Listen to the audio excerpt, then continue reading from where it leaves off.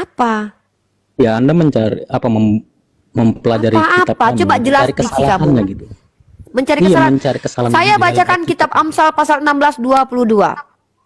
Jadi Akal ayat budi itu adalah sumber tersesat. Jadi kehidupan bagi yang mempunyai. Tetapi siksaan bagi orang bodoh ialah kebodohannya. Saya tanya, ini kesalahan atau kebenaran?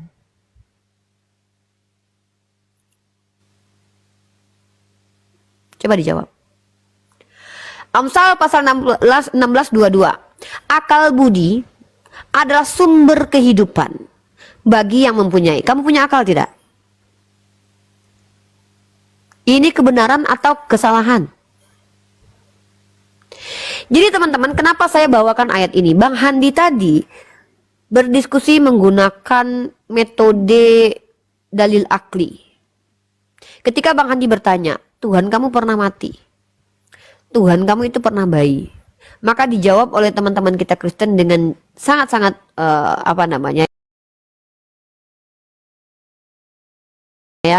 saya dengarkan tadi. Itu suara ya, kita bisa analisis ketidaknyamanan. Kenapa? Nalar manusia itu, kita punya common sense. Allah berikan kita dari lahir itu otak, yang mana otak itu bertumbuh, kognitifnya berkembang, psikologi. Jadi kalau kita bicara ilmu psikologi, fungsi-fungsi tubuh itu bertumbuh. Anak saya bertumbuh dari tingginya mungkin 10 cm kemudian naik 12, itu bertumbuh. Tapi daya, kemampuan otot, kemampuan berpikir, kemampuan melihat, kemampuan berjalan itu berkembang istilahnya. Maka kalian yang sudah diberikan akal, sudah diberikan hati, harusnya hati nurani dan juga kognitif berkembang. Tapi pertanyaan Bang Handi tadi mematikan akal teman-teman Kristiani. Kenapa? Karena mereka menerima dengan akalnya bahwa Tuhan yang maha kuasa dan kekal itu mati. Sebenarnya mereka sadar itu salah. Karena yang namanya Tuhan tidak mati. Maka Yosua tadi mengatakan, dia tidak pernah mati bagi kami. Ini adalah bahasa retorika melindungi dirinya dari apa? Dari pengetahuan umat Islam yang dalam kitabnya tertulis dia harus mengabarkan kematian Tuhan. Tapi karena nalarnya dia adalah manusia dan itu udah ada dalam dirinya, dia menolak kematian Tuhan. Sebenarnya bagus. Tapi masalahnya adalah kemudian karena doktrin tetap harus diterima, karena kitab suci tidak mungkin mereka coret dan mereka bakar, pada akhirnya mereka mengalihkan pembicaraan dengan berkata, bagi kami Tuhan kami tidak pernah mati. Realitasnya dia harus memberitakan kematian Tuhan. Inilah yang disebut dengan apa? Metode dalil akli. Kami mempecut akal kalian, membuktikan bahwa kalian gagal dalam berakal.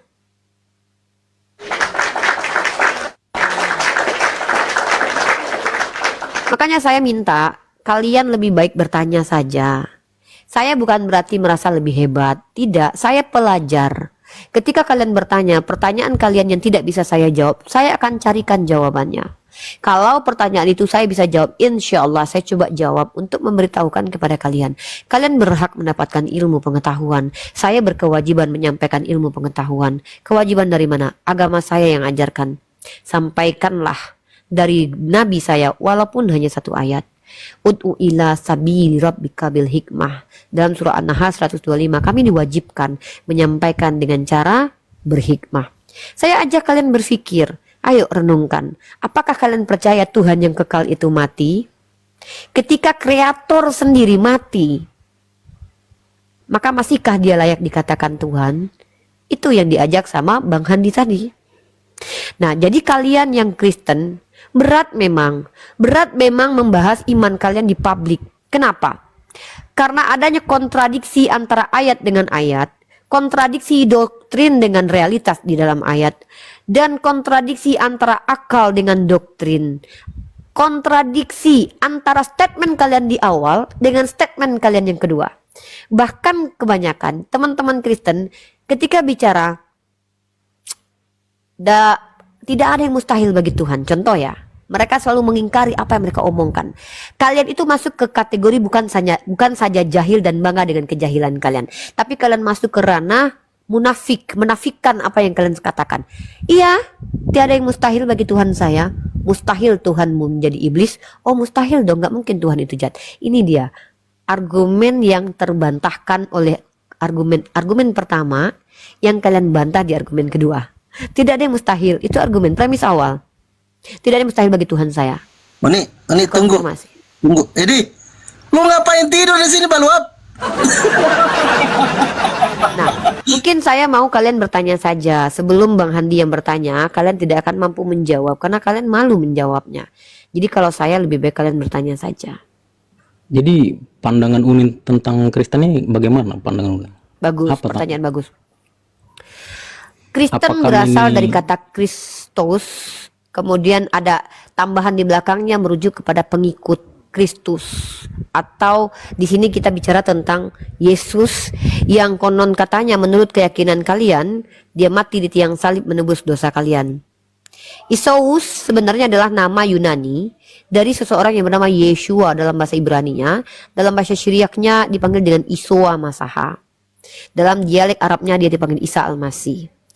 Nah, kemudian kalian yang mengaku sebagai pengikut Kristus sebenarnya adalah orang-orang munafik. Orang-orang jahil. Kenapa? Kalian jahil berbicara sesuatu yang kalian tidak tahu. Contohnya kamu tadi. Kamu berkata sesuatu yang kamu tidak pahami. Uni membaca kitab seolah-olah menganggap kitab itu apa? Apa? Maka kami umat Islam itu diperintahkan berguru kepada orang yang ketika berbicara dia mengerti apa yang diucapkan. Jahil ini bisa dihindarkan, bisa dirubah kalau kamu mau. Tapi yang paling mengerikan adalah orang jahil yang bangga dengan mempertahankan kejahilannya dan bangga dengan kejahilannya. Nah, maka Kristen itu siapa? Kristen harusnya adalah pengikut Yesus. Tapi apakah betul kalian Kristen? No. Kalian hanya mengaku Kristen padahal kalian penyembah Kristus. Itulah kalian. Jadi bagaimana Saya nggak yang tahu Bang Edi, dikatakan? Bang Edi mungkin beda. Enggak. Jadi bagaimana dengan kata dia, berbahagialah yang tidak melihat aku namun percaya. Biarkan aja. Kami tidak pernah mengenal melihat Kristus. Nabi Muhammad SAW. Kami tidak pernah melihat Nabi Isa alaihissalam. Tapi Loh, kami ini kan mengikuti bukan bahas ajaran mereka. Yesus, kok lari ke Muhammad. Iya, saya Yesus sepakat dengan berkata- ayat itu. Berbahagialah mereka yang tidak melihat Yesus tapi percaya. Apanya yang kamu percaya dari Yesus? Coba saya tanya, siapa Yesus menurut dirinya? Coba kamu Menurut jawab. Yesus. Siapa Yesus menurut, kalau kamu percaya kepada Yesus, siapa Yesus menurut Yesus? Tolong jawab. Kalau menurut Yesus, Yesus ya memang manusia, 100% manusia. Tapi perkataan dia ini yang membuat orang Saya percaya bertanya, tidak pakai tambahan. Siapa Yesus menurut dirinya? Pertanyaan saya simple. dia 100% manusia, sama seperti Coba kita tunjukkan manusia. kepada saya, kamu tahu dari mana kalau dia 100% manusia? Bukan siluman, coba.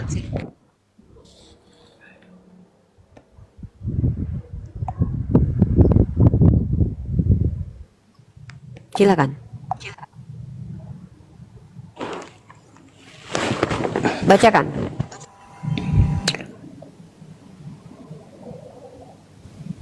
Logos itu telah menjadi manusia, artinya firman itu telah menjadi daging dan ilahi menjadi jasmani. Rohnya roh Bapa dan akan kembali kepada Bapa. Sementara ilahinya itu menjadi manusia jasmani gitu. Ilahinya menjadi jasmani. Iya, ilahinya itu yang menjadi manusia gitu. Pertanyaan saya, ilahi yang menjadi jasmani ini apakah manusia ataukah ilahi? Atau separuh manusia, separuh ilahi, atau siluman? Coba dijawab. Iya, manusia, sepenuhnya manusia. Tapi rohnya roh Bapa gitu. Rohnya Maka adalah dia roh berkata, Bapa. Sebentar, kita Maka dia langsung TikTok berkata- saja. Rohnya Yesus adalah roh ilahi, betul? Saya belum selesai. Oke, silakan. Gimana? Rohnya Yesus adalah roh ilahi. Berarti ada roh Tuhan yang numpang di daging manusia. Sementara firman itu menjadi manusia. Pertanyaan saya, apanya yang ilahi di diri Yesus? Jasmaninya. Jasmaninya adalah ilahi. Maka Ya. yang mati di tiang salib adalah ilahi, begitu. Ya. Yang terluka itu adalah ilahi. Daging Ya. itu adalah ilahi. Yang mengeluarkan darah adalah ilahi. Iya. Kamu menyembah daging. Menyembah daging. Anda itu bahasa kasarnya gitu. Jadi kalau kita bahasa halusnya, Kenapa kita kamu terganggu dengan bahasa yang jelas? Ketika kamu katakan bahwa daging Yesus adalah ilahi, kelaminnya juga ilahi, maka kamu penyembah kelamin. penyembah daging.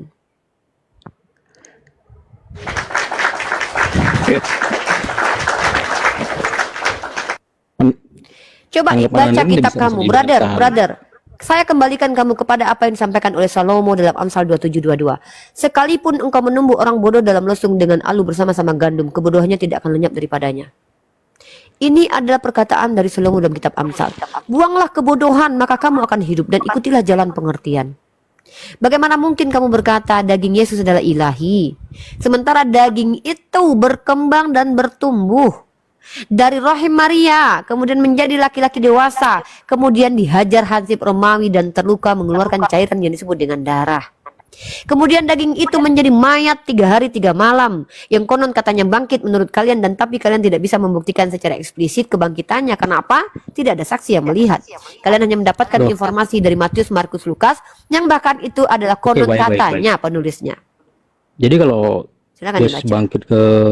bangkit Konfirmasi dari- dulu pernyataan saya. Jangan Iya, malu-malu jadi dengan begini, konsekuensi logik keimanan kamu. Kamu penyembah bumi penyembah ketika bumi daging. diciptakan, apakah ada manusia yang melihatnya gitu? Sama seperti Yesus, dia bangkit. Saya apakah tidak ada bertanya saksinya? ketika Yesus berubah menjadi manusia. Saya tanya, ketika kamu mengatakan daging Yesus adalah ilahi, kamu terima kalau kamu penyembah daging? Yang kami tuhankan tuh yang di dalam tubuhnya, Uni, gitu. Siapa di dalam tubuhnya itu? Yang di siapa, dalam gitu? tubuhnya itu jantung, ginjal, lambung, atau kotorannya? Oh, itulah Anda Yang memikirkan. mana? Jadi rohnya Ya itu sudah, roh saya ganti Bapa. pertanyaannya Itu yang biar enak. dituhankan, gitu. Apanya yang kamu tuhankan dari diri Yesus? Silakan dijawab. Roh dalam dirinya. Yang Oke, bersemayam itu daging siapa? Yesus itu Tuhan bukan? Itu tubuh manusianya, Uni. Lalu bagaimana kamu Paham berkata juga, tadi saya bahwa bukan daging itu. itu adalah ilahi? Kamu mengerti tidak apa arti ilahi? Kan ilahi itu berubah menjadi jasmani. Ilahi itu dari kata ilah, itu artinya adalah sembahan. Apakah daging itu sembahan? Kamu mengerti? Makanya saya katakan sebelum berbicara, pahami dulu apa yang kamu sampaikan. Apa definisi? Apa makna dari ilahi? Silakan dijawab. Sebentar, Bang Yosua tuh mau naik. Biarkan dia naik. Kenapa biar butuh imbang bantuan gitu. Yosua? Bukan butuh bantuan. Kenapa tidak ingin menyelamatkan diri biar ada- sendiri? Kenapa harus membawa orang lain dalam diskusi kita berdua? Enggak. Jadi saya di sini biar leluasa gitu berpikir. Ini gitu. brother, Karena di sini orang Islam semua, brother. gitu. Makanya saya peringatkan teman-teman Kristen yang saya hormati di bawah. Hati-hati dalam berargumen. Ketika kalian bertanya, kewajiban saya menjawab kalau saya punya jawabannya. Dan kewajiban saya adalah mengkritisi setiap argumen kalian. Ketika Anda sudah berkata, saya masih ingat dengan perkataan Anda, netizen masih mengingat. Anda mengatakan daging Yesus itu ilahi. Apa maksud daging Yesus ilahi? Silakan jawab. Ya kan saya membaca sesuai data gitu. Datanya yang mana? Ilahi itu menjadi jasmani. Di mana itu Apakah tertulis saya ilahi akan menjadi? Di mana tertulis ilahi menjadi membantah Bible jasmani? yang sudah ada? Brother, di mana tertulis ilahi menjadi jasmani? Kan saya sudah tunjukkan tadi ini gitu. Iya, coba baca di Firman situ. itu menjadi daging dan yang ilahi, Ilahi menjadi jasmani. menjadi jasmani. Kenapa harus merubah-rubah gini? Apa Bahasa yang Indonesia berubah? itu Jadi bahasa ayat yang ini- sudah dibakukan, yang mana Ayat definisi ini harus secara dibantah, terminologisnya ada. Di mana di situ tertulis ilahi menjadi jasmani? Ya ini di Yohanes 1:14. Oke, firman Apakah Tuhan saya itu akan adalah membuka ilahi. kata saya gitu. Oke, firman itu adalah ilahi. Firman, Firman itu, itu ilahi. menjadi daging. Firman Nah, itu menjadi pertanyaan saya daging. bukan itu. Firman itu adalah ilahi. Kok firman itu ilahi? Oke, mana ilahi di situ? Tulisan ilahi mana di situ kalau begitu? Kenapa kamu bawa kata-kata ilahi? Kamu ngerti nggak arti ilahi apa?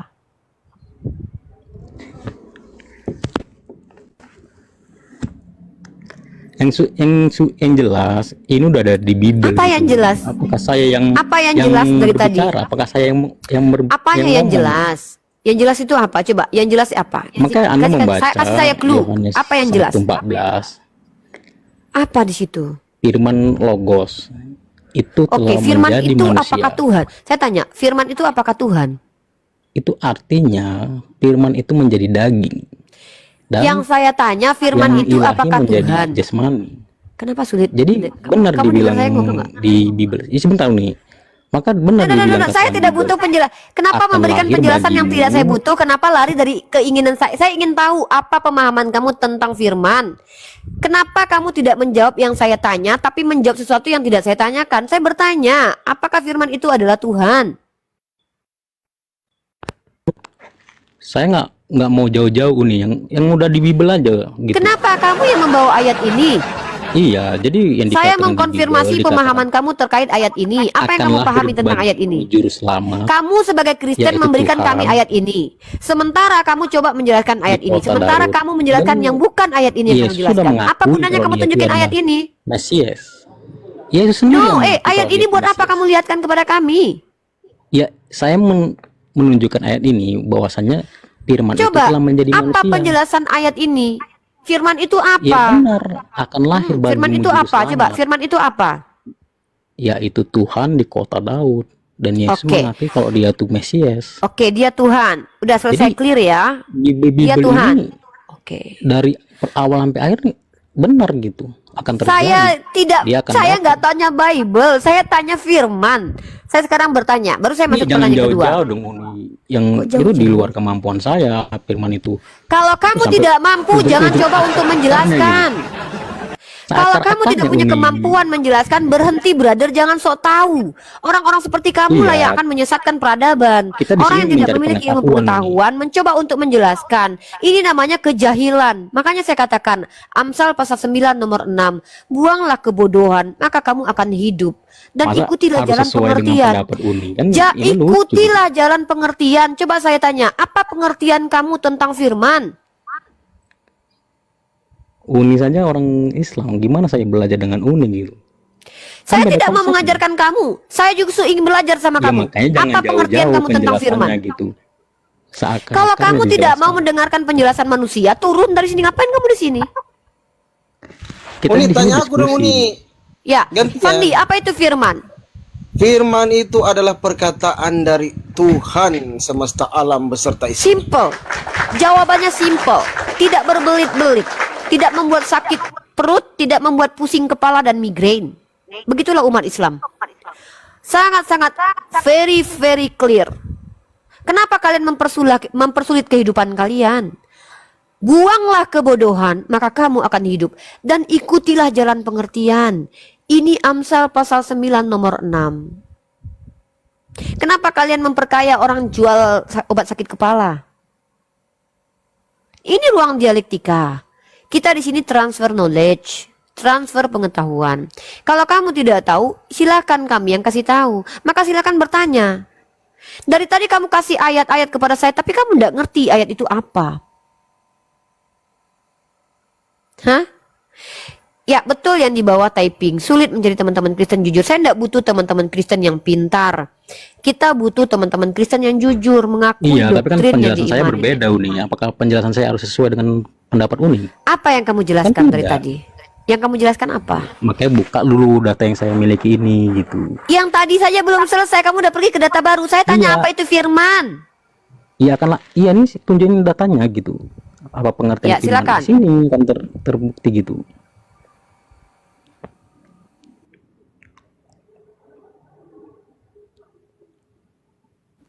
Ya silakan. Diperbesar, Jelaskan. bukan dibaca. Kamu Biar baca teman-teman saja. di bawah tuh Kamu tahu di sini gitu. mau pansos. Kamu ingin eksis di sini. Enggak, Kamu biar- ingin diperhatikan. Kamu Sebentar, butuh Umi. kasih sayang. Kita Loh, di sini begitu berdialektika. ngomongnya. Mudah saja bagi kamu membacakan ayat itu. Silakan kamu baca. Iya, biar teman-teman kita yang di bawah ini tahu Silahkan gitu. kamu baca. Orang bisa meng-cross-check di handphonenya masing-masing. Baca saja. Kenapa kamu mempersulit kami di Ya, sini? diperbesar. Kamu ingin terkenal, kamu ingin pansos. Ini bukan tempat kalian orang jahil mendapatkan tempat. Kami tidak mengizinkan orang jahil bicara banyak. Kamu sendiri tidak mengerti dengan apa yang kamu sampaikan tadi. Saya hanya bertanya, apa itu firman? Iya, di Kamu tak data mampu ini menjawabnya. dikatakan firman itu memang perkataan. Jadi di data ini semua tertulis gitu. Oke, firman adalah perkataan. Apakah Yesus adalah perkataan? Ya kan sesuai dengan data nih. Pertanyaan Firman itu saya, firman adalah telah menjadi perkataan menurut manusia. definisi yang kamu ajukan kepada kami. Pertanyaan di situ saya dikatakan. lanjut, apakah Yesus adalah Firman itu perkataan? menjadi manusia. Kenapa sulit menangkap? Kognitif kamu itu Ya bukan Anda yang membuat berkembang. sulit pertanyaan tersebut gitu. Pertanyaan saya, apakah Yesus adalah perkataan? Tanya aku nih, Fandi, apakah Yesus adalah perkataan? sel adalah satuan terkecil yang membentuk tubuh makhluk hidup. Yesus itu bukan perkataan, tapi Yesus bisa berkata. Gitu loh. Nah, maka kenapa dari tadi saya mengulang-ulang Amsal pasal 9 nomor 6? Kita membuktikan mereka hanya mengencingi ayat-ayat ini. Mereka tidak berpatokan kepada ayat ini. Kalau mereka mengakui bahwa ini adalah firman Tuhan, mereka akan ikuti. Buanglah kebodohan, maka kamu akan hidup. Dan ikutilah jalan pengertian. Apa yang kamu mengerti dari ayat yang kamu bawa? Kami tidak sedang menghakimi kalian. Kami mengajak kalian untuk masuk ke ranah logika berpikir yang sistematis, yang terrekonstruksi dengan baik dan benar. Andai Jadi kamu menurut menolak Uni, ide dan ajaran yang gagasan benar itu kami. ajaran yang Uni miliki Oke. gitu. Saya akan Itu menurut sampaikan. Saya akan jelaskan kepada kamu apa Iya, arti menurut kebenaran. Uni, ajaran yang benar itu, No. ajaran Saya yang tidak mau sempurna pakai itu menurut saya. ajaran Islam gitu. Saya tidak pernah mengatakan menurut saya. Ya kan Uni sering Saya bilang kalau seorang ajaran Uni itu ajaran sempurna. Saya belum selesai, kenapa memotong? Coba, hanya coba lu orang kalau ngomong satu orang satu jangan semua Awak ngomong. nih, Ai dah cakap. Kalau you tanya biarkan Ai jawab. Ai jawab you potong lagi. Macam mana telinga you dengan mulut bisa fungsi sama-sama telinga mendengar, mulut bercakap. Senyap je dulu biar Ai cakap. Oi Pandi? Ya. Saya tak bicara pasal kebenaran menurut diri saya. Tak boleh. Kami umat Islam tidak boleh kebenaran menurut saya. Menurut saya. No, dalam agama Islam. Tapi menurut sisi akademis, definisi yang dimunculkan para ahli tata bahasa, sosiologi, para ilmuwan, kebenaran dalam ilmu filsafat artinya adalah apa? Persesuaian. Maka ketika kamu bicara klaim, itu harus sesuai. Kalau tidak sesuai berarti tidak benar. Contoh, saya berkata, saya adalah bidadari. Realitanya saya harus membuktikan kalau saya adalah bidadari. Kecuali saya melanjutkan penjelasan. Saya adalah bidadari di hati Fandi. Maka konfirmasinya adalah Fandi. Tapi kalau kamu bicara sesuatu dan kamu tidak bisa membuktikan klaim itu tidak benar. Maka kebenaran di sini konteksnya kita gunakan universal. Karena kalau saya bicara dari sisi agama saya, itu adalah kebenaran subjektif. Kebenaran dari sisi iman saya. Kamu berhak menolak. Tapi ketika saya mampu menunjukkan kebenaran subjektivitas saya dari sisi agama saya itu adalah benar, kenapa kamu tolak? Secara universal tidak terbantahkan. Contoh, kalau saya katakan innal ladzina kafaru sawa'un 'alaihim a'anzartahum am lam tunzirhum la yu'minun. Ini sudah terbukti berkali-kali berapa banyak orang-orang kafir yang ketika sudah ditunjukkan ayat mereka sendiri mereka masih berkelit. Artinya ini benar. Maka ini betul firman Allah. Apa definisi firman? Firman berasal dari kata farman. Dari bahasa Persia artinya adalah dekret keputusan para pemimpin. Maka Al-Quran sebenarnya bukan hanya sekedar firman, karena bukan hanya sekedar dekret dan keputusan Allah, tapi di situ menceritakan kisah-kisah gaib. Makanya Al-Quran lebih tepatnya menggunakan bahasa aslinya adalah kalam Allah, perkataan Allah. Apakah betul? Maka kalian silakan buktikan bahwa ini bukan perkataan Allah. Allah sudah kasih challenge-nya. Bismillahirrahmanirrahim. Wa in kuntum fi raibim mimma nazzalna ala abdina fa'tu bisuratim mim mislih. Kalau kalian ragu dengan apa yang diturunkan kepada nabi kami, buatlah semisal satu surah saja. 1400 tahun. Sudahkah ada orang yang bisa menandingi Al-Quran? Kalau kita bicara tentang Bible karangan Lukas, Bible karangan Matius, Bible karangan Yohanes, itu berbeda-beda. Dibuat oleh manusia, ditiru oleh manusia. Bible karangan Thomas apokrifa, Bible karangan Filipus apokrifa, disembunyikan. Bible karangan Maria Magdalene dibuang ke belakang. Bible karangan Barnabas dibuang ke belakang. Artinya ada orang-orang yang mampu meniru karya manusia yang disebut dengan Biblos. Sementara Al-Quran adalah kalam Allah. Tak ada yang mampu membuat ciptaan, meniru ciptaan Allah. Kita ini adalah kreator juga. Saya juga pencipta. Pencipta apa? Saya menciptakan jurnal, menghadirkan jurnal. Tapi saya adalah pencipta yang diciptakan. Sementara Tuhan adalah pencipta yang tidak diciptakan. Maka apakah layak Tuhan kamu yang bernama Yesus dikatakan pencipta yang tidak diciptakan? Terbantahkan dengan dalil kitab suci kamu. Apa kata pencipta yang diciptakan ini? Aku tidak dapat berbuat apa-apa dari diriku sendiri. Bisakah dia dikatakan pencipta yang tidak diciptakan? Prima causa? Tak bisa. Jadi saya mengajak kamu berpikir dalam konteks universal, bukan doktrin saya. Tapi walaupun begitu, saya tetap harus menjelaskan iman saya. Silakan kalian memilih. Menurut kalian make sense, masuk Islam. Tidak make sense, tinggalkan Islam. Karena Islam untuk orang-orang berakal. Saya buktikan kalau kamu tidak berakal, maka kamu tak layak menjadi orang Islam. Buktinya apa? Apa buktinya kamu tidak berakal? Kamu tidak mampu menjelaskan kepada saya apa itu firman. Itulah kamu dikatakan tidak berakal. Kamu punya otak tapi tidak berakal. Udang pun punya otak. Tapi saya tidak masalah. Kami tidak mendiskreditkan kalian. Bahkan Allah saya menyeru kepada Nabi Ibrahim alaihissalam tentang orang Majusi. Bukankah dia adalah hambaku? Kami tidak terlarang berbuat baik kepada kalian dalam surah Al-Mumtahanah ayat ke-8. Tapi perkara kebenaran harus disampaikan karena ini membantu kalian untuk selamat perkara akhirat. Kalian terima silahkan, tidak terima tak masalah. Karena kami hanya menyampaikan la ikraha fiddin. Tidak ada paksaan dalam agama. Tapi ketika kamu tersakiti dengan iman kamu sendiri yang mengatakan Tuhan kamu mati dan kami konfirmasi apakah kalian penyembah mayat, kalian tersakiti. Itu bukan salah kami, tapi itu adalah kesalahan kalian yang mengimani doktrin yang bertentangan dengan akal. Begitu, brother. Silakan.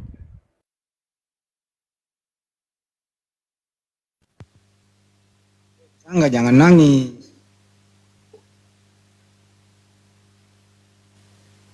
Yang nangis siapa bang? Itu Silakan ditanggapi. Ajukan gagasan kamu. Ajukan ide dan gagasan kamu. Jadi kalau Uni mengatakan Al-Quran itu adalah ajaran yang paling sempurna ataupun benar, itu tidak bisa. Kamu tidak berakal dari tadi. Saya katakan Al-Quran kalam Allah. Kamu tidak menangkap kognitif kamu bermasalah. Iya. Jadi bagaimana kalau kalam Allah? Saya tidak pernah mengatakan apa yang kamu sampaikan. Sejak kapan saya menyampaikan? Kenapa harus menerjemahkan perkataan orang lain? Anda mengatakan kalam Al-Quran itu kalam Allah. Tapi bagaimana kalau bertentangan dengan hadis Nabi gitu? Apakah itu bisa dibenarkan gitu? Hadis Nabi itu artinya apa? Coba dijelaskan ke saya. Ya kan sabda-sabda yang dilakukan Nabi terus diriwayatkan oleh sahabat-sahabatnya gitu. Hadis itu jadi kalau bertentangan adalah dengan kalam sabda. Allah gimana coba lah. Ngomong dulu. Coba tunjukkan kepada saya bahwa parameter Al-Quran itu harus sejalan dengan hadis. Karena hadis itu ada klasifikasinya. Hadis sahih, hadis Di Al-Quran do'if. mengatakan aku tidak akan mengajab Saya seorang ini hamba kenapa kalau dia sebenarnya tengah-tengahnya kamu ada bukan Nabi bodoh, Shallallahu tapi Alaihi kamu Wasallam. ingkar. Saya masih bicara, Ingkar dari kamu mana sudah sih? memotong. Kamu belum menangkap poin saya. Kamu tidak mengerti hadis. Hadis berasal dari kata apa? Coba.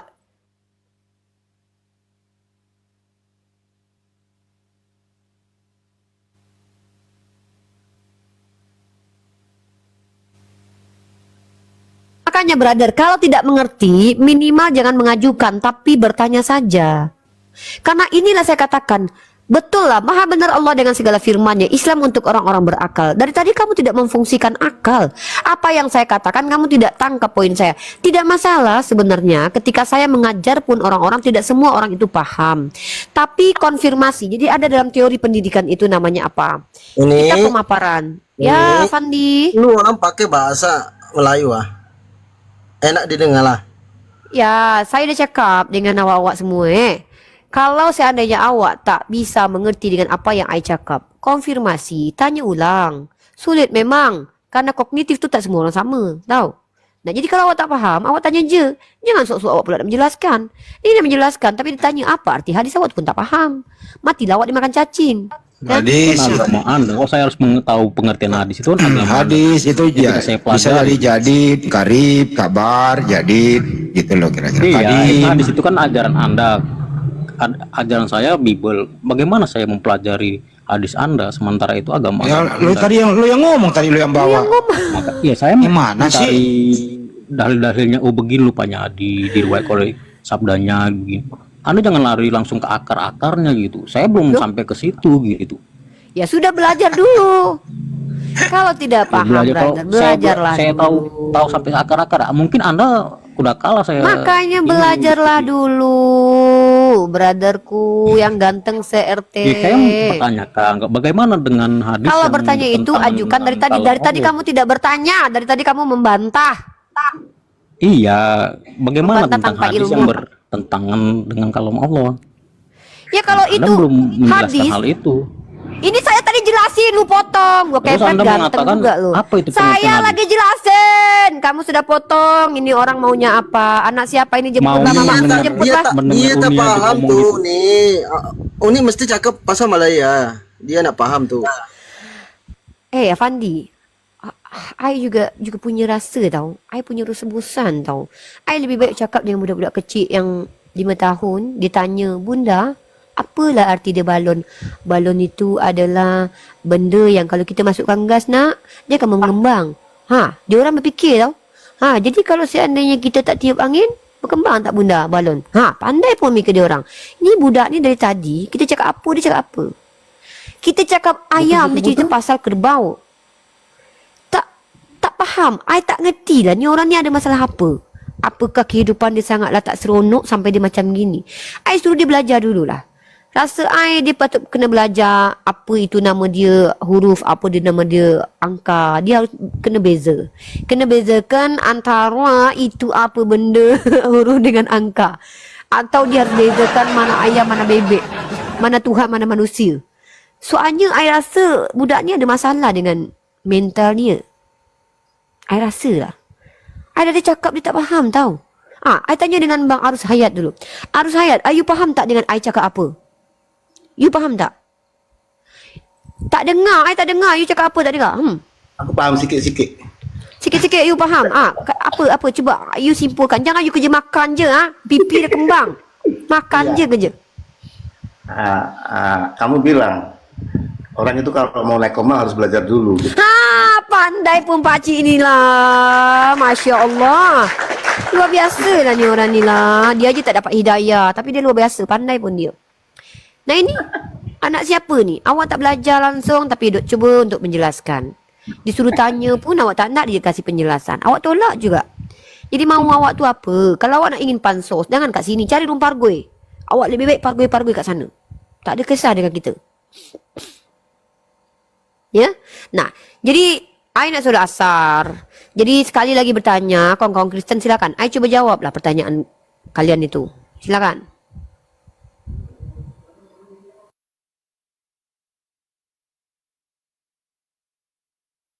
Ini Fandi, ada yang lain aja Fandi.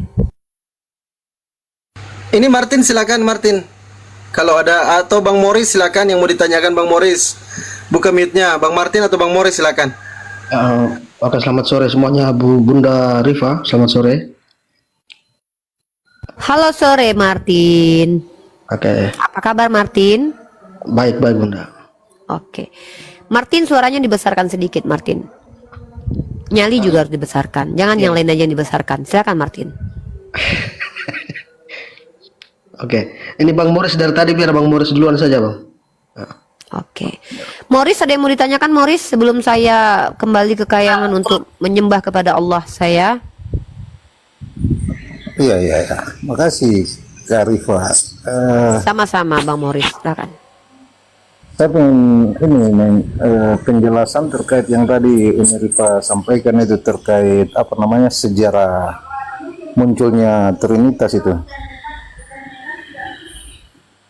Iya, Trinitas itu kan dari bahasa Latin, tria, uno substansi tria persona, dari tertulian Trinitas, dan itu bukanlah konsep biblikal, tapi itu adalah konsep dari orang-orang yang mencoba untuk menolak Tuhan yang politeis lah. Karena bagaimana mungkin kalian terima, karena orang-orang pagan lah yang menyembah kepada Tuhan yang tiga.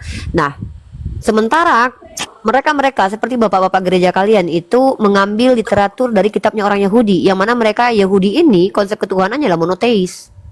Tapi ternyata tertulis dalam informasi yang mereka kanonkan dalam kitab kalian itu tidak bisa dipungkiri bahwa ada ternyata pentuhanan kepada makhluk yaitu Yesus Christ. Nah, jadi saya anggap Tritunggal atau Trinitas ini adalah dogma yang muncul dari orang-orang yang melakukan sinkretisme, pencampuran antara ajaran pagan dengan ajaran monoteis. Oke, saya kasih data saja ya. Saya akan kasih kalian data yang lebih akurat dari penjelasan saya ya. Saya tadi itu menyimpulkan, tapi ini saya dari data saya. Tunggu ya awak sekejap ya Morris, awak senyap-senyap je dulu. Saya nak kasih awak data biar awak paham macam mana lah Trinitas itu bisa ada Oke. Betul. Ya. Aku pamit dulu ya, mau golf dulu. Teman-teman, Oke. Bang Fandi, aku mau golf dulu ya, pamit. Oke, siap. Bang Indi, aku mau golf dulu, golf. Lanjut. Kenapa ni laptop I? Laptop I kenapa pula ni bermasalah ni? Lalu kira-kira Sebentar. kepentingan mereka Saya kasih Anda data saja ya. Saya tidak mau berbicara tentang apa namanya sesuatu yang datanya tidak ada. Oke, ini dia. Oke, saya nak tengokkan data tentang Trinitas. You boleh cari, kalau you bisa cari, you cari seorang. Kalau you tak nak cari seorang, you boleh I bantu. I dapat ini dari Magnum Opus, jurnal teologi. Ya, kita cakap ini pasal akademik ya. You understand what I say? Wait. Aduh. Bentar. Kesulitan saya itu. Nah, ini kita dapat. Saya mengambil dari Magnum Opus, Jurnal Teologi dan Kepemimpinan Kristen, volume 1, number 1, bulan Desember tahun 2019. Halaman ke-22 Anda cross check ya. Copyright 2019 Magnum Opus dari Tri Untoro. Lembaganya adalah Sekolah Tinggi Teologi IKAT Jakarta. Ini adalah Gmail si pembuat ya. biksuho@gmail.com. Oke. Apa kutipan yang saya ambil? Misteri Trinitas tak mudah dipecahkan. Selain memang tidak mungkin memahami rahasia ini secara utuh, tetapi juga seringkali umat Kristen mengalami salah sangka dan persepsi mengenai hal ini. Itu bukan poin saya yang ingin saya ajukan, tapi yang ingin saya katakan adalah memahami Trinitas harus beranjak dari teks-teks Alkitab, walaupun tidak ada satu ayat pun dalam Alkitab yang menyebutkan istilah Trinitas atau Tritunggal. Namun indikasi dan konsep itu ada secara substansi, sehingga bapak-bapak gereja berinisiatif. Jadi Tritunggal itu adalah inisiatif, berasal dari inisiatif yang inisiatif mengidentifikasi. Dan ini dari manusia yang bisa saja ini salah kaprah. Nanti saya buktikan kesalahannya. Konsep itu menjadi sebuah istilah Trinitas. Ayat-ayat atau teks Alkitab tentang Trinitas tersebar di sepanjang Perjanjian Lama hingga Perjanjian Baru menurut penulis. Yang paling umum digunakan dalam Perjanjian Lama adalah pendekatan teks dalam Kejadian 1:26 ketika disebutkan istilah kita, identifikasi. Namun apakah itu absolut benar? No, karena ini kitab sucinya orang Yahudi. Andailah betul Trinitas ada, orang yang lebih punya konsep Trinitas lebih dahulu adalah Bani Israel. Tak mungkin mereka lebih bodoh daripada kalian, karena mereka menggunakan bahasa aslinya dan mereka menghafalkan kitab mereka. Untuk menunjuk Allah yang mencipta, bentuk jamak ini dimaknai sebagai konsep atau dasar pemahaman Allah Tritunggal. Ini menurut penulis yang adalah seorang Kristen. Secara definisi, Tritunggal atau Trinitas ini adalah bahasa Latin yang secara harfiah berarti tiga serangkai. Dari kata trinus, rangkap tiga. Tuhan kok dirangkap. Menyatakan bahwa Allah adalah tiga pribadi atau hipostatis yang sehakikat konsubstansial. Bapa, Putra, Yesus Kristus dan Roh Kudus sebagai satu Allah dalam tiga pribadi. Masalahnya ini terlihat indah, terdengar indah. Penjelasannya terdengar Wow, bahasanya keren sekali. Tapi apakah betul itu bisa diterima secara akal? Tritunggal adalah konsep. Tapi ternyata menurut si penulis Magnum Opus, ini adalah misteri. Bagaimana mungkin produk fikir manusia tidak bisa dimengerti oleh manusia? Kalau datang dari Tuhan tak dapat dipahami manusia, make sense, wajar. Karena manusia bukan Tuhan. Tapi keluar dari produk fikir manusia, tak bisa dipahami manusia. Ini namanya apa? Penipuan publik. Seolah-olah bahasanya indah. Tapi pada dasarnya ini tidaklah sebuah konsep yang betul-betul keluar dari ranah berpikir. Karena kalau ranah berpikir artinya harus logik, harus dipahami. Maka ketika Trinitas adalah misteri, bagaimana dia bisa dikatakan konsep?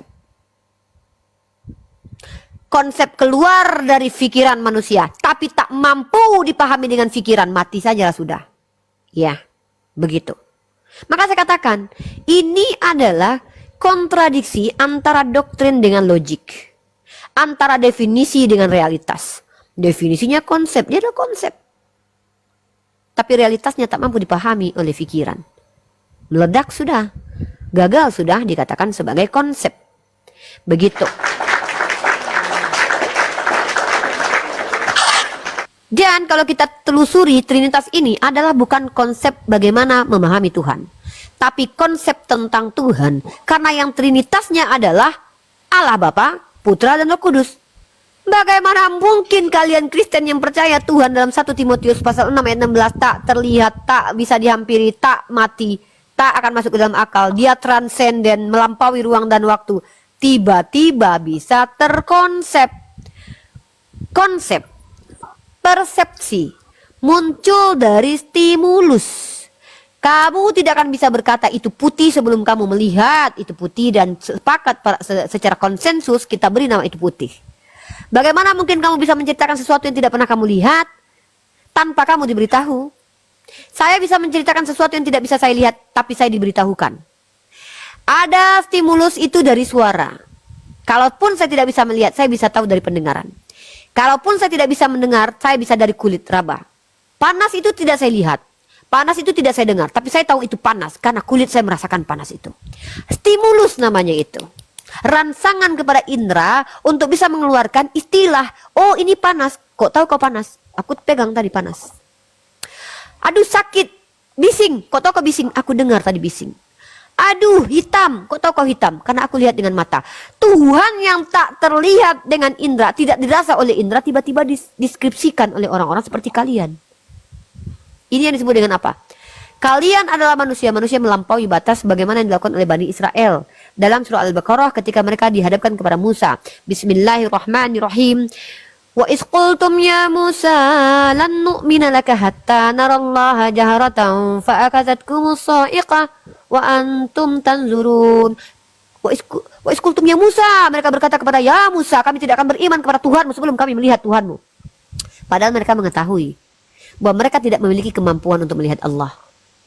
Mereka sadar kemampuan mereka, tapi mereka lancang dan kurang ajar sehingga memaksa Tuhan harus mereka lihat, Tuhan harus mereka masukkan dalam akal seperti yang kalian lakukan, mengkonsep Tuhan. Kalian akal-akali Tuhan itu.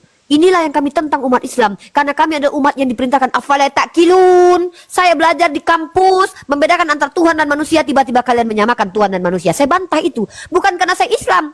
Bukan hanya karena saya Islam, tapi saya juga manusia yang tidak mau anak-anak saya tersesat dengan kalian.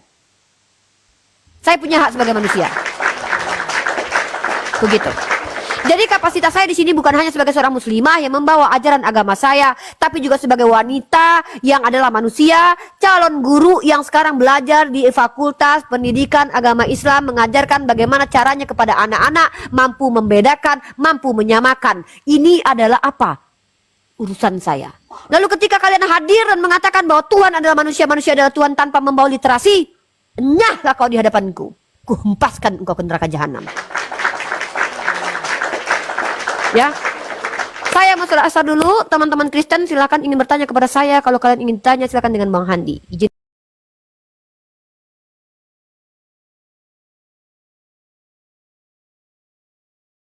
pasti dari ketidaktahuan saya juga, mungkin ada kesalahan-kesalahan dari apa yang saya paparkan. Izin saya untuk diluruskan. Saya tunggu DM-nya para asatis, saya tunggu ilmunya dari para asatis.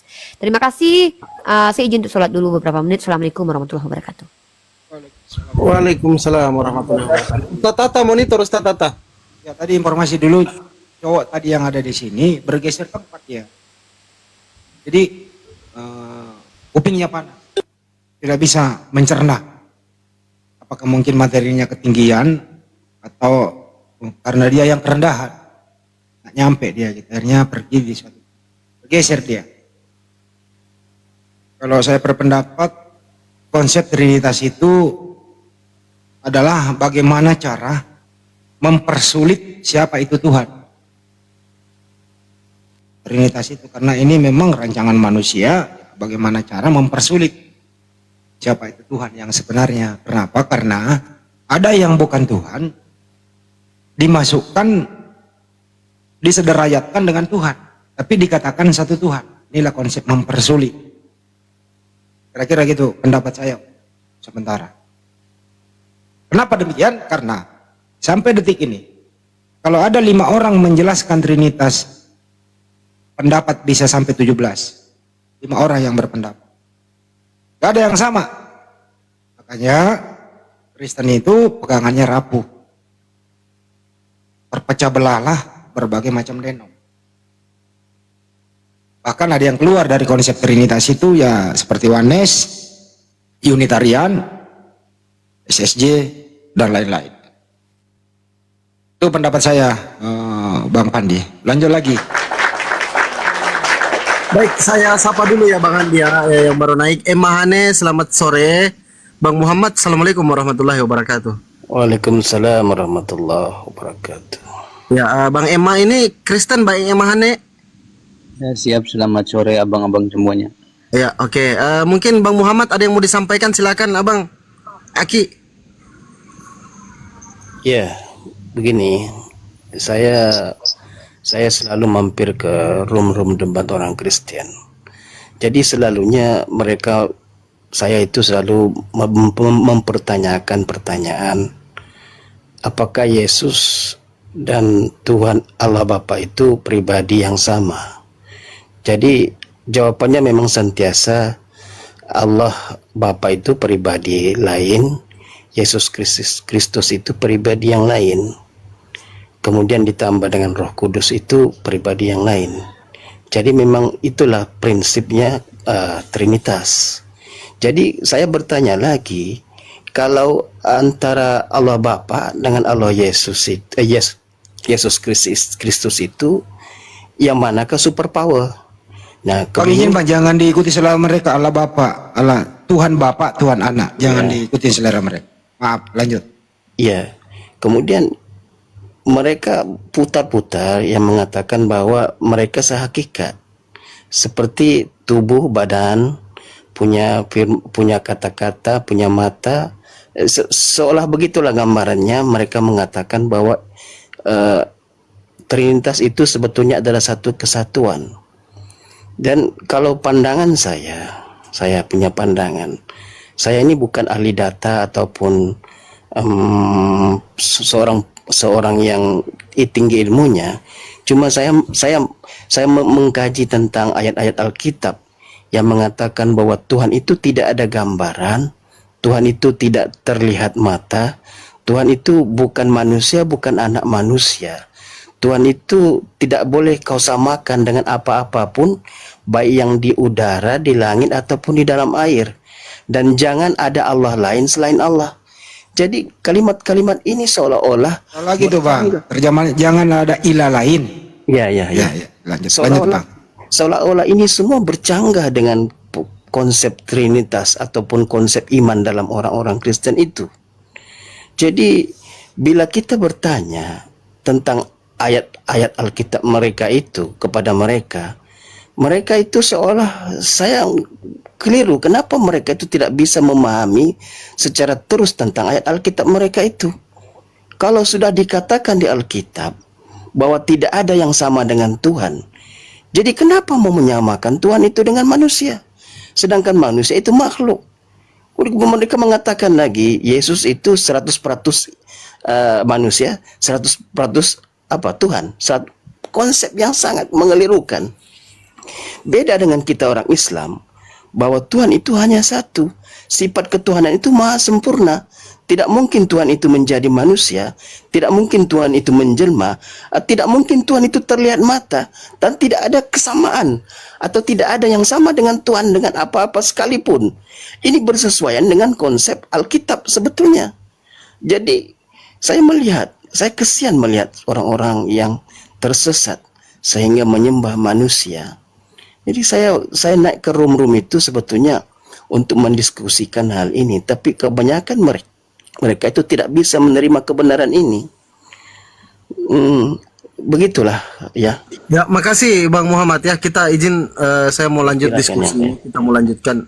Abang nanti di bawah saja stay ya, nyimak aja ya Bang Muhammad ya. Makasih banyak penyampaiannya Bang. Assalamualaikum warahmatullahi wabarakatuh Bang Muhammad.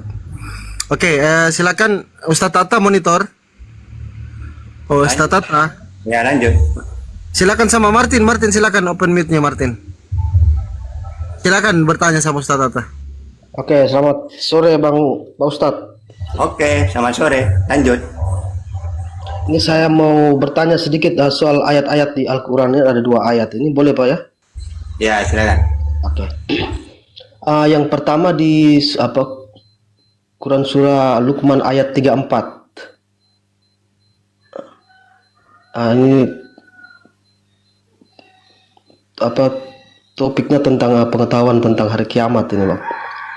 Di Luqman ayat 34, sesungguhnya Allah hanya pada sisinya sajalah pengetahuan tentang hari kiamat, dan dialah yang menurunkan hujan dan mengetahui apa yang ada di dalam rahim, dan tiada seorang pun yang dapat mengetahui dengan pasti apa yang akan diusahakannya besok, dan tiada seorang pun yang dapat mengetahui di bumi mana dia akan mati. Sesungguhnya Allah Maha mengetahui lagi Maha penyayang. Dari ayat ini saya pahami bahwa yang mengetahui tentang hari kiamat itu cuma Allah Bang ya. Benar ya? Bukan maha penyayang di situ, alimun kabir, lagi maha meneliti. Oh, Ya udahlah, nggak apa-apa lah. Lanjut. Di sini mengenal Bang. Maha Lanjut. mengenal. Udah. Pertanyaannya. Terus saya bandingkan dengan ayat yang berikutnya di Quran surah Aset. Ajuhruf. Ya, Saf. ya, Ajuhruf. La ilmu lisa'ah. ya. Di sini dia katakan dan sesungguhnya Sudah. Saya jelaskan. Jadi Luqman di situ cuma Allah yang tahu hari kiamat. Para nabi itu cuma diberitahu tanda-tandanya. Contohnya dalam hadis ada sahabat itu ngobrol. Lalu Nabi Muhammad itu bertanya, apa yang kalian obrolin? Ini ya Rasulullah, kami membahas tentang kiamat. Oh, kiamat itu tidak akan datang sebelum ada 10 tanda. Di antaranya turunnya Nabi Isa, Dajjal, Imam Mahdi, Yajud Ma'jud, Ad-Dukhan. Nah, jadi Ajuhruf itu la imulisa'ah menjadi tanda pengetahuan bagi umat Islam. Ketika Nabi Isa itu turun, kan 10-nya ada tanda. Makanya Ajuhruf di situ Isa ini menjadi tanda pengetahuan tentang kiamat. Gitu loh. Ibaratkan gini, Tahta, kamu tahu nggak hujan itu kapan turun? Nggak tahu saya kapan turun. Kalau tandanya tahu? Tahu. Apa? Mendung. Gitu ya. Jadi cuma tandanya yang dikasih tahu oleh Allah. Bukan cuma Isa doang. Ya, Ya'juj Ma'juj. Terus Ad-Dukhan, Dajjal.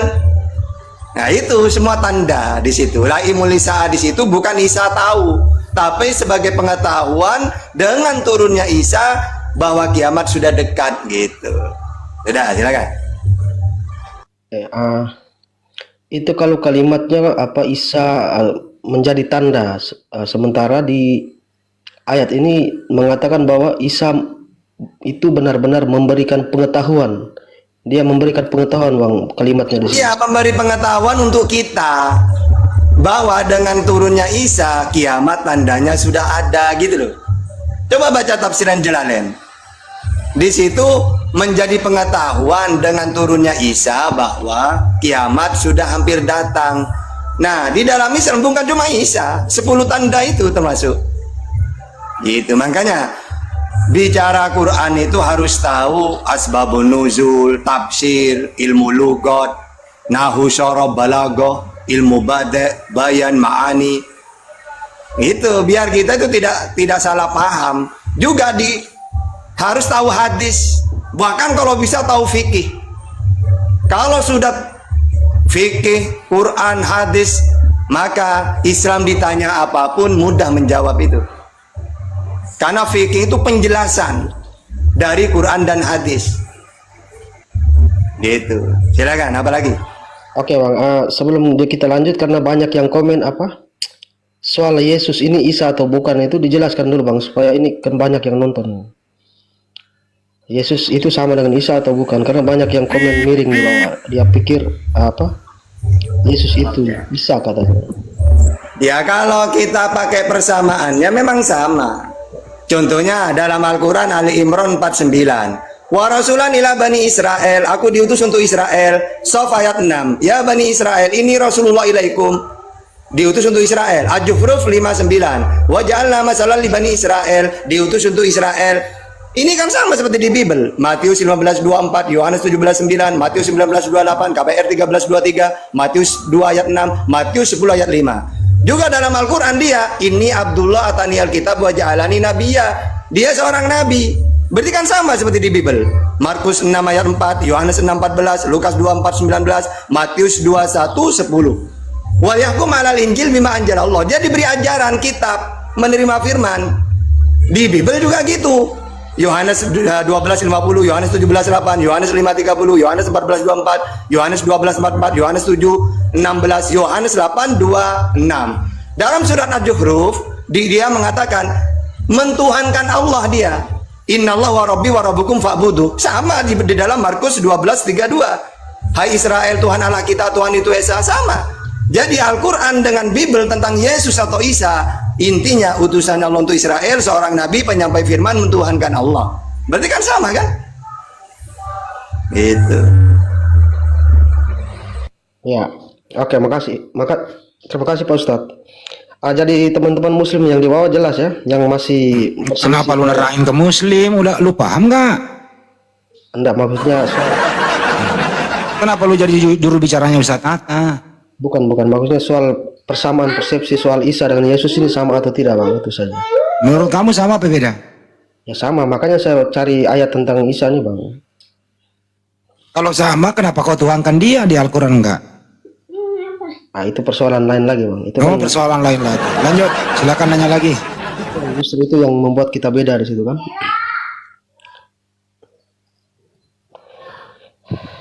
Ada lagi pertanyaan? Sebenarnya saya belum. Ya silakan Martin, gini aja tentang Nabi Isa alaihissalam itu bagus kau pertanyakan, silakan. Karena kamu kan mencari tahu, menyelidiki soal itu, silakan. Iya. Karena saya belum bisa terima karena kalimatnya di sini dia memberikan pengetahuan, bukan dia sebagai tanda atau apa. Karena ini kalimatnya di sini jelas benar-benar memberikan pengetahuan tentang Iya, Martin. Tak kasih istilah biar kamu paham. Mendung itu menjadi pengetahuan bagi saya tahta bahwa hujan akan turun. Jadi pengetahuan mendung itu, ya sama dengan Isa itu la ilmu lisaah, menjadi pengetahuan bagi umat Islam bahwa kiamat akan datang. Ya. Nah, kalau kita gabung dengan hadis, bukan cuma Isa. Ya, karena ada hadis itu, 10 tanda hari kiamat itu. Turunnya Dajjal, munculnya Dajjal, turunnya Isa, Yajud Ma'jud, Ad-Duhon, kayak gitu itu. Gini aja Martin, kalau Yesus atau Nabi Isa itu tahu nggak hari kiamat? tahu bang. Tahu? Ya. Boleh. Tahu sebenarnya. Kalau dia tahu, kira-kira hari apa, jam berapa, tanggal berapa, tahun berapa? Kali itu saya tidak bisa jawab bang. Katanya tahu. ke Bang Ustadz Tata dulu, Bang Andi, coba ditanya, apakah Nabi Isa alaihissalam itu tahu hari kiamat di dalam Al-Quran Nur Karim? Silakan Ustadz Tata. Enggak, kalau di dalilnya itu cuma bapak yang tahu, anak tidak tahu tentang kiamat itu. Ya gitu doang. Sama seperti Islam, yang tahu itu cuma Allah. Sedangkan kita oleh Rasulullah cuma diberitahu tanda-tandanya doang. Begitu. Ya, kalau pertanyaannya sampai ke tanggal ini saya mau jawab apa lagi Bang Andi? Memang Nabi Isa juga tahu sampai ke tanggalnya. Dia nggak tahu hari kiamat, Nabi Isa nggak tahu. Hah? Nabi Isa nggak tahu hari kiamat. Kamu udah diterangin Ustaz Tata, gimana sih lu? Kalau nggak tahu kenapa lu nuntut tanggal berapa? Yang kita nuntut itu karena kalau bilang Yesus tahu, kita tuntut tanggal berapa. Kalau lu kau bilang tidak tahu, saya nggak menuntut tanggal berapa gitu loh. Iya, tapi persoalannya kalimat di sini Isa bukan menjadi pengetahuan tetapi memberikan pengetahuan. Artinya dia punya pengetahuan, dia kemudian memberikan kepada orang lain. Bunyi ayatnya di sini. Iya, memberi pengetahuan dengan turunnya dia kiamat sudah dekat. Kan sama saja kan? Walaupun Dajjal iya, dengan munculnya Dajjal memberi pengetahuan untuk umat Islam, oh akhir zaman ini sudah. Ini Martin, ini Dajjal udah turun gitu. Udah ada gitu. Oke lah. Martin, sepertinya semalam kan kau janji nih, kamu akan membuat 12 pertanyaan, terus kau jawab sendiri. Udah siap? Tapi semalam kenapa tiba-tiba berhenti terus saya cari apa? TikToknya sudah tidak ada lagi itu Bang. Ya kan orang istirahat, sekarang bukan lagi. Apakah kamu sudah dapat pertanyaan terus kau jawab sendiri? Sudah dapat? Jadi harus adil kan, sekarang giliran abang. Enggak, kau aja yang bertanya, terus kau jawab sendiri lah, kayak semalam. Enggak, nanti tidak adil itu jadinya. Enggak apa-apa kita. Gimana? Setuju nggak Ustaz? Setuju nggak Ustaz? Nanti habis itu Ustaz Tata nanggapi gitu loh. Setuju. Setuju ya? Soalnya saya tidak mau korupsi, saya bukan orang tipe korupsi. Enggak, diberi kewenangan, keleluasaan kepada Anda. Silakan, minimal 5 lah, apa 3 lah, ya silakan. Buat satu pertanyaan yang mudah kau jawab, silakan. Sekarang giliran abang dulu lah, biar adil. Ya kamu aja dulu yang bertanya, kau jawab sendiri. Nanti kalau saya nanya kau nggak bisa jawab, nanti kan sulit. Saya nggak mau mempersulit kamu gitu loh bro. Ya abang coba abang tanya saja lah, biar saya coba. Ustaz Tata deh, Ustaz coba yang mudah Tat. Apanya? Dia mau minta pertanyaan yang mudah dulu dia. Ya, Bang Daeng aja lah nanya lah. Nanti saya jawab dengan Martin. Ya apa ya pertanyaannya yang paling mudah ya?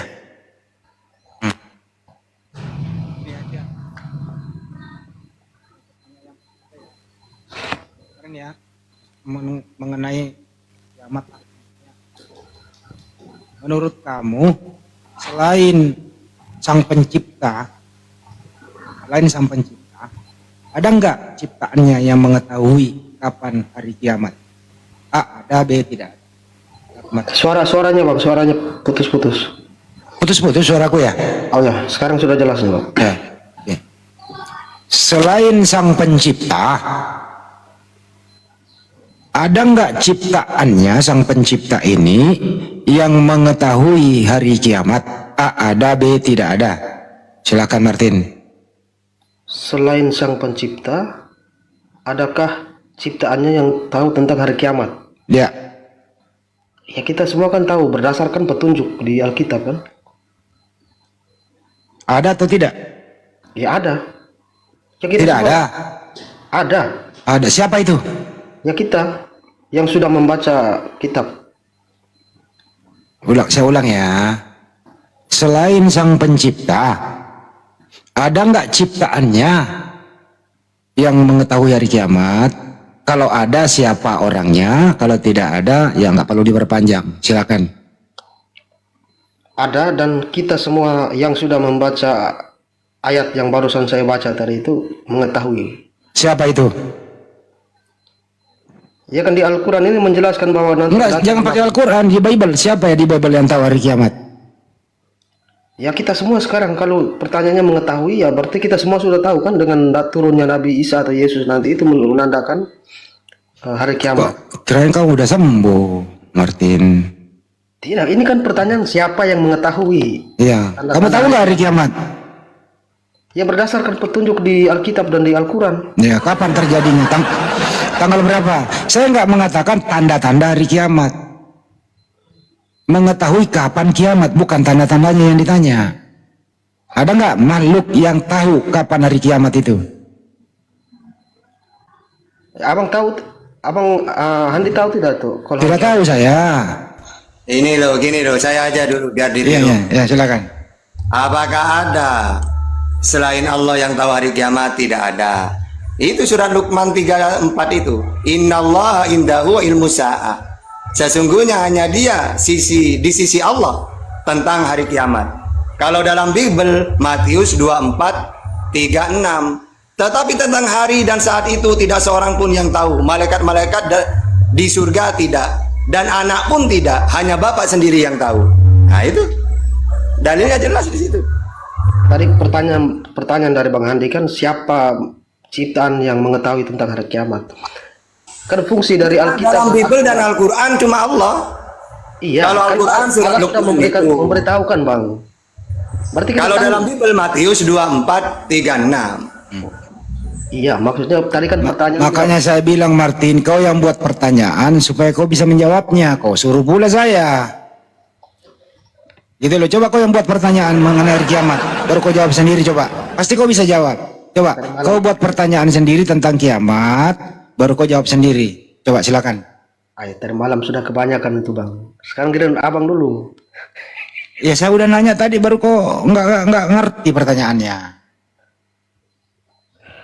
Coba, sekali lagi coba. Kau yang buat pertanyaan, baru kau jawab sendiri coba mengenai hari kiamat. Silakan. Jangan. Bang Andi, boleh tidak saya dulu yang buat pertanyaan terus saya jawab sendiri? Boleh tidak? Boleh. Silakan. Oke, baik. Saya buat pertanyaan dan saya jawab sendiri ya. Di dalam Matius 7:22, di situ dikatakan pada hari terakhir banyak orang yang akan berseru kepadaku. Ku itu Yesua Hamasya. Tuhan, bukankah kami bernubuat demi namamu, bermukjizat demi namamu, menyembuhkan, mengusir setan demi namamu? Pada Matius 7:23 kata Yesus, aku tidak pernah mengenal kamu, enyalah kamu dari hadapanku, kamu sekalian pembuat kejahatan. Pertanyaannya, siapakah yang akan dijejer nanti di depan rumah-rumah sekolah dan dihentamkan kursi sekolah yang kayu itu yang keras di kepala orang-orang itu? Siapakah kelompok itu? Jawabannya adalah Kristen. Itu. Udah, silakan Bang Andi. Oke, saya lagi yang buat pertanyaan. Hei Handi, buat pertanyaan. Jawab sendiri. Siap. Siapakah yang mengetahui hari kiamat? Jawab Handi. Hanya Allah yang tahu hari kiamat. Pertanyaan kedua, Handi. Apakah ada makhluk yang mengetahui hari kiamat, Handi? Tidak ada yang tahu, hanya Allah yang tahu. Coba Martin, kau lagi buat pertanyaan, kau jawab sendiri. Kalau Allah sendiri yang mengetahui hari kiamat. Kenapa kita kami buat pertanyaan, oi? Iya, ini saya mau buat pertanyaan nih. Makanya dengar dulu, saya mau buat pertanyaan nih. Iya, silakan. Jika Allah sendiri yang mengetahui hari kiamat, untuk apa ayat tentang hari kiamat dalam Al-Quran? Ya, jawabannya supaya umat manusia mengetahui tanda-tanda hari kiamat. Lain pertanyaan, lain jawaban. Iya. Iya. Aku lagi. Silakan Uni. Ya, pertanyaannya, wahai Rifa, jawab sendiri ya. Iya. Pertanyaannya adalah, siapakah perempuan yang paling beruntung di dunia ini? Jawabannya Maria Magdalena, cuman dia satu-satunya yang bisa mencium Tuhan. Pintar. Nah, itu di mana ayatnya itu bilang? Udah, ada waktu Maria Magdalena itu meminyaki rambutnya Yesus, kemudian mencium kakinya Yesus. Oh, itu mencium kaki kalau itu dipersoalkan. Kalau saya gini, saya bertanya sendiri, dijawab sendiri. Tahta, kenapa kiamat, kematian, dirahasiakan oleh Allah. Kok cuma dia yang tahu? Supaya manusia selalu siaga. Kalau diberitahu, Tata kamu umur 40 meninggal. Nah, kalau kurang 1 tahun taubat saya. Atau kiamat dikasih tahu. Ingat ya, kiamat tahun 2023 30. Enak manusia itu. Ya, tobat semua dia sebelum hari kiamat datang. Makanya oleh Allah dirahasiakan. Cukup dia yang tahu gitu. Mantap. Sekarang ke Mas Aha.